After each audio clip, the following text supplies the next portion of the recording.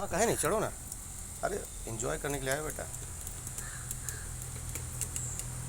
और ये हम लोग चूल्हा चौकी रेस्टोरेंट जो रायबरेली रोड पर है, उसके अंदर एक बना हुआ कुआं, और आर्यन आयुष, और ये कुएं का दृश्य, और ये आर्यन और आयुष,